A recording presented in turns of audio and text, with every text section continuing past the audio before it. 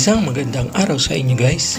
Andito naman po ang inyong lingkod na vlogger na nag-iwan ng kasabihang hindi lahat ng gwapo ay nag-aartista.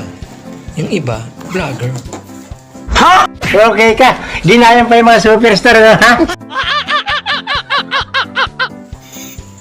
Kapayapaan po ng Diyos ang sumating lahat. Welcome po sa aking channel. Ang ituturo ko po ngayon ay kung paano i-connect itong bagong biling exhaust fan. Pero bago ang lahat, huwag niyo pong kalilimutan na mag-like, comment, share, and subscribe.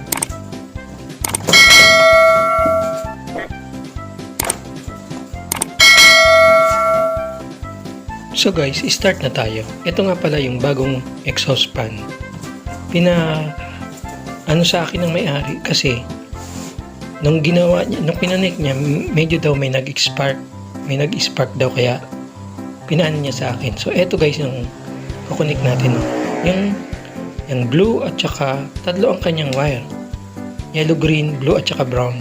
So ibig sabihin single phase lang siya kasi yung exhaust fan guys meron niyang 3-phase.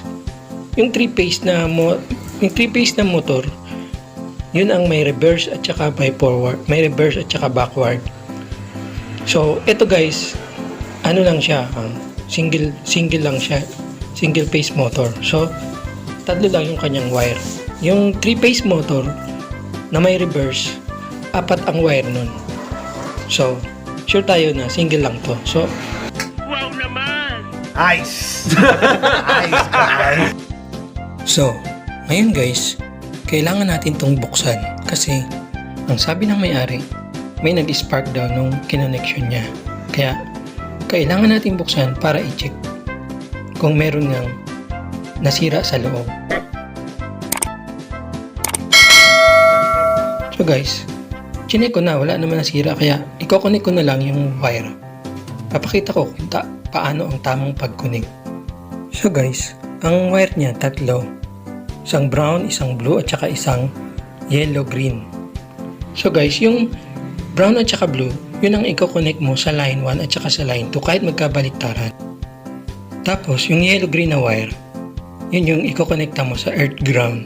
Kasi, wala talaga siyang connection. Nakaka-connect lang siya dun sa body ng motor. Ibig sabihin, kumbaga sa electronic, heat sink siya. Sa electrical, earth ground siya ang mag-absorb ng sobrang kuryente. So guys, ngayon na connection na natin. Subukan na natin i-test kung gagana o kung tama yung connection na ginawa natin. So guys, yung yellow talaga, yellow-green, wala talaga siyang connection, sa earth ground lang siya. So ayan guys. Ayan guys, gumana. Ibig sabihin, tama yung ginawa natin. Guys, kung may tanong kayo o suggestion, isulat nyo lang sa comment section at ako nang bahala sumagot. At kung bago pa lang kayo sa channel ko, huwag nyo pong kalilimutan i-click ang notification bell para updated kayo sa mga susunod ko pang video. Thanks for watching and see you on my next video. Don't forget to like, comment, and share. And subscribe.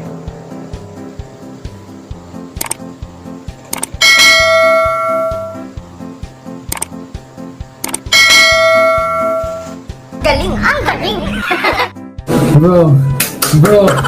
Bro, you good, bro. Wow! So amazing!